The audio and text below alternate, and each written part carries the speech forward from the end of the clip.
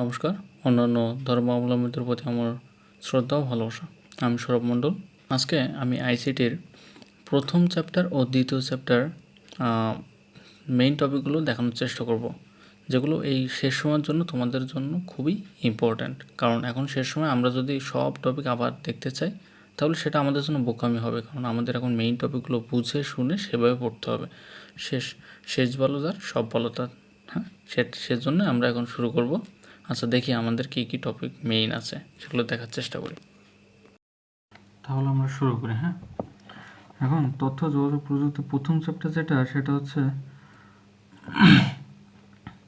তোমার নামই তথ্য যোগাযোগ প্রযুক্তি। তো এটা দেখো, যে টপিকগুলো আমি লিখছি হট টপিক বলতে এই টপিকগুলোর ভিতর থেকে মেইনলি প্রশ্নগুলো আসে, এর বাইরে খুব একটা আসে না বললেই চলে। 95% কোশ্চেন এর ভিতর থেকে আসে। তো প্রথম টপিক হচ্ছে বিশ্বগ্রাম। হ্যাঁ, তো বিশ্বগ্রাম থেকে মেইনলি খ নাম্বারটা আসবে, আর হচ্ছে মেইনলি হচ্ছে খ নাম্বারটা আসবে বিশ্বগ্রাম থেকে। তারপর হচ্ছে ভার্চুয়াল রিয়ালিটি থেকে হচ্ছে খ নাম্বার তো ব্যাপক আসে, এখানে খ তো মাস্ট, আর হচ্ছে তোমার গ ঘ তো আসতে পারে। আর রোবোটিক্স, তারপর হচ্ছে এগুলো তো পুরোপুরি রোবোটিক্স, ক্রায়োসার্জারি, বায়োমেট্রিক্স। হ্যাঁ, তো বায়োমেট্রিক্সটাই বেশি আছে, আর হচ্ছে এইটার তুলনায় বায়োমেট্রিক্সটা বেশি আসে বায়োইনফরমেটিক্সের তুলনায়। তারপর দেখা যাচ্ছে জেনেটিক ইঞ্জিনিয়ারিং, এটা পড়তে পারো, এটা 2 দিলেই চলে, এটা থেকে আসে সচরাচর। আর ন্যানো টেকনোলজি, এটা মেইন, এটা প্রচুর আসে। তো আমাদের ফার্স্ট অধ্যায়ের এই টপিকগুলো পড়লে মোটামুটি 95% ক্লিয়ার। তার ভিতর থেকে সৃজনশীলের গ ঘ আসবে, সেটা হচ্ছে রোবোটিক্স থেকে আসে, cryosurgery, biometrics, bioinformatics, genetic engineering আর ন্যানো টেকনোলজি। তো এই টপিকগুলোই মোটামুটি আর কি। আপাতত এইগুলো ছাড়া তেমন কোনো টপিক এখানে নাই বললে চলে। এখন আসলে দ্বিতীয় চ্যাপ্টার। তো দ্বিতীয় চ্যাপ্টার নাম হচ্ছে কমিউনিকেশন সিস্টেম অ্যান্ড নেটওয়ার্ক। এটা একটু হিউজ চ্যাপ্টার, মেইনলি এটা থেকে 2টা সৃজনশীল আসেই। হ্যাঁ, কারণ এটা বেশ বড়, বেশ ইম্পর্ট্যান্ট, অনেক টপিক আছে এই চ্যাপ্টারে। তো এই চ্যাপ্টারের মেইন বিষয়গুলো আমরা দেখার চেষ্টা করি। প্রথমে এখানে আছে যে ডেটা কমিউনিকেশন সিস্টেমের ব্লক ডায়াগ্রাম। এই ডায়াগ্রামটা অবশ্যই মাথায় রাখতে হবে, কারণ এটা খুবই ইম্পর্ট্যান্ট। তারপর আর কি, এখান থেকে আর তেমন কিছু পড়ার নাই মেইনলি। তারপর আসে হচ্ছে ডেটা কমিউনিকেশন উপাদান বা অংশসমূহ, যে কি কি উৎস দ্বারা এখানে, মানে কি কি অংশ এখানে কাজ করে, উৎস, প্রেরক, মাধ্যম, প্রাপক, গন্তব্য। এটাই জাস্ট এই 5টা অংশ এমসিকিউতে মাস্ট আসে, এমসিকিউ এর জন্য খুবই ইম্পর্টেন্ট। আর উৎস, প্রেরক, প্রাপক এগুলো হচ্ছে মেইনলি সংজ্ঞা খুব একটা আসে না, দেখলেই হচ্ছে। তারপর হচ্ছে সংজ্ঞার জন্য আর এমসিকিউর জন্য ব্যান্ডউইথ, এটা প্রচুর ইম্পর্টেন্ট, এখান থেকে প্রচুর পরিমাণে এমসিকিউ আসে। এখানে এই যে ডেটা কমিউনিকেশন সিস্টেমের স্পিডের প্রকার narrow band, voice band, broadband, এই 3টা থেকে এমসিকিউ আসে মেইনলি। ন্যারো ব্যান্ড, এইখানে এই যে এদের স্পিড আসে কেমন, আর হচ্ছে এদের ফ্রিকোয়েন্সি, এই 2টা টপিক, আর কিচ্ছুই না। ভয়েসের স্পিড, এদের ফ্রিকোয়েন্সি জাস্ট। আর এটা হলো এই যে কম্পিউটার প্রিন্টারে ব্যবহৃত হয় কোন কাজে।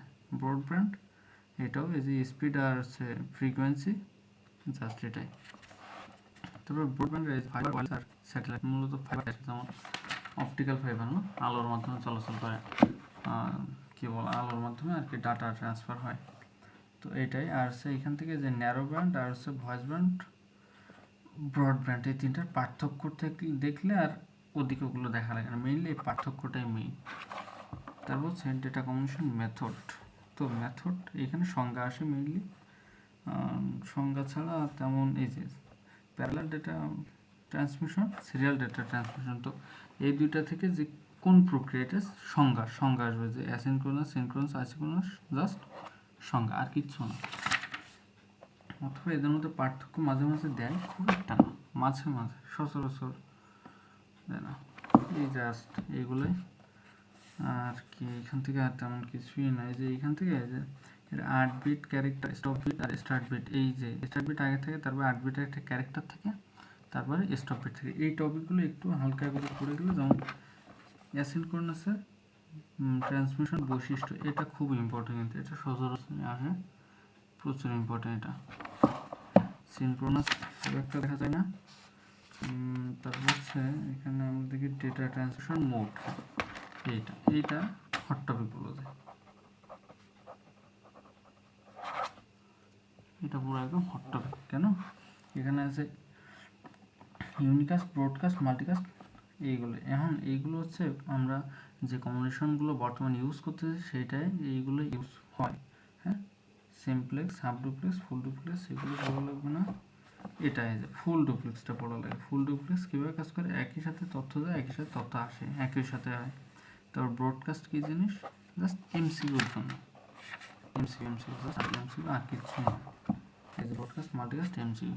এখন ডেটা কমিউনিকেশনের মাধ্যম, ওই যে এখানে পার্থক্য আছে, simplex, half duplex, full duplex, দেখলে দেখতে পারো, প্যারা নেই, চিল। এখন ডেটা কমিউনিকেশনের মাধ্যম, তো এটা কি মিডিয়াম কাকে বলে, এই সংজ্ঞাটা খুব আসে, খুব। ডেটা কমিউনিকেশন মাধ্যম হচ্ছে এখানে আসে হচ্ছে তারযুক্ত মাধ্যম আর তারবিহীন মাধ্যম। তারযুক্ত মাধ্যমে যে কোএক্সিয়াল কেবল, থিকনেট, এর মধ্যে পার্থক্যটা আসে, থিননেট আর হচ্ছে থিকনেট, পার্থক্যটা মাঝে মাঝে আসে, খুব না। তারপরে গেল টুইস্টেড, এই যে এখান থেকে twisted, shielded pair, twisted pair cable না, এই টপিকগুলো থেকে মূলত এমসিকিউ ছাড়া কিছুই আসে না, কিন্তু কত হচ্ছে একটু বেশি টপিক, তো এজন্য একটু প্যারা খাইতে হয়। তবে ভাবে নোট থাকলে কয়েকটা আসলে দিন শেষে প্যারা ভিতর পড়ে না। তবে তারপরে আসে হচ্ছে এই যে অপটিক্যাল ফাইবার বা ফাইবার অপটিক্যাল কেবল, এটা হট টপিক, মানে এটা আসে খ নম্বরে আসে, এটা খ নম্বরে, সেটার গঠন কেমন, এটা কোর, ক্লাউড, জ্যাকেট, এই তিনটা অংশ নিয়ে গঠিত। যেখানে তিনটা অংশ কী কী এটা দেওয়া আছে, খ নম্বরে এটা খুব আসে। গেল অপটিক্যাল ফাইবারের বৈশিষ্ট্য, এটা তো আমরা জানি, তারপরে একবার দেখলেই হচ্ছে অপটিক্যাল ফাইবারের যে বৈশিষ্ট্যটা এটা। এখন এদিকে আর তেমন কিছু নেই, তারবিহীন, এতক্ষণ তো দেখুন তার যুক্ত করছে, তারবিহীন, এটাই তারবিহীন মাধ্যম হচ্ছে মেইনলি রেডিও ওয়েভ। তো রেডিও ওয়েভের ফ্রিকোয়েন্সিটা জানা লাগে আমাদের, আর কি এদের গতি, যে গতিটা কি, এই দুটা টপিক আমাদের পড়া লাগে জাস্ট এটা। আর যে বৈশিষ্ট্য, এই যে রেডিও ওয়েভের ব্যবহার কোথায় কোথায় হয়, কিংবা বৈশিষ্ট্য, এটা। তারপর হচ্ছে মাইক্রোওয়েভ, খুব একটা না, মাইক্রোওয়েভ এই যে বৈশিষ্ট্য তিনটা পড়লে হচ্ছে, এই তিনটা জাস্ট একটু বৈশিষ্ট্য বলে হচ্ছে, কারণ এখান থেকে প্রচুর পরিমাণে এমসিকিউ আসে, প্রচুর। এখন স্যাটেলাইটের মাইক্রোওয়েভ, স্যাটেলাইটটা একটু ইম্পর্টেন্ট, যে স্যাটেলাইটগুলো কীভাবে কাজ করে, এদের কাজের মাধ্যমে, এদের গতি কেমন, এদের ফ্রিকোয়েন্সি কেমন, এরা কীভাবে কাজ করে, জাস্ট এটা খ নম্বরে আসে। এখন হচ্ছে এই এক নজরে স্যাটেলাইট এক, জাস্ট এটাই হচ্ছে, এই তারিখ তো আর আসে না কখনো, এটা কেমন, এই যে ব্যান্ড কেমন, এইগুলো জাস্ট একটু দেখলেই হচ্ছে। আর এখানে কি আছে, ইনফ্রারেড সুবিধা দরকার নাই, এই যে ইনফ্রারেডের সুবিধা, সরি এটা একটু দেখলে হয়, ইনফ্রারেডের সুবিধা, ইনফ্রারেডের অসুবিধা, এই দুটো টপিক, সুবিধা অসুবিধা, জাস্ট এই দুটো টপিক দেখলে হচ্ছে। তারপর হচ্ছে কি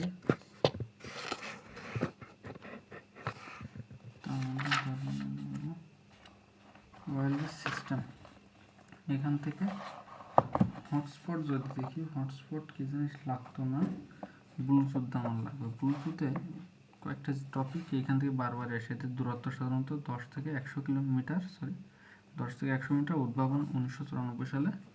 আর এটা সর্বোচ্চ 8টি যন্ত্রের মধ্যে তথ্য আদান প্রদান করতে পারে, সর্বোচ্চ 8টি, এটাই। আর কি, হ্যাঁ এটাই, আর তেমন কিছু না।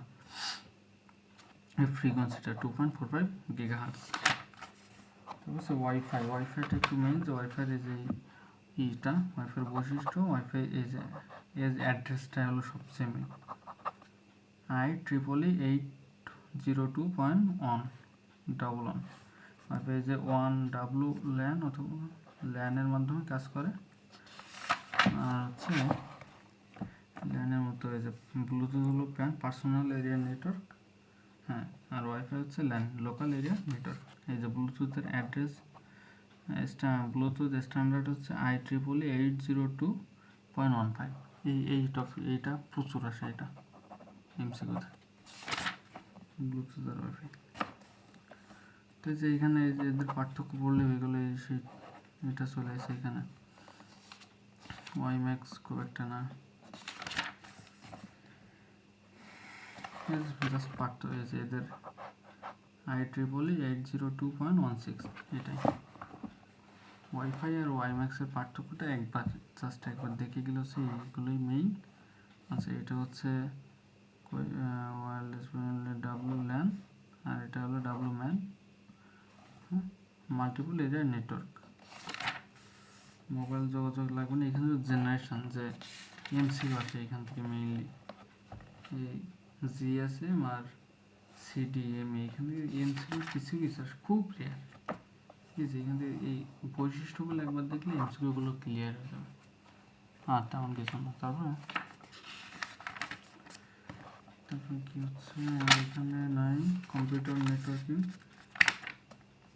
এইগুলো হচ্ছে মেইন কম্পিউটার নেটওয়ার্কিংগুলো। যে প্রাইভেট নেটওয়ার্ক, পাবলিক নেটওয়ার্ক, এগুলো রেটিং করে দিলে হচ্ছে, আর তেমন কিছু নয়। এখান থেকে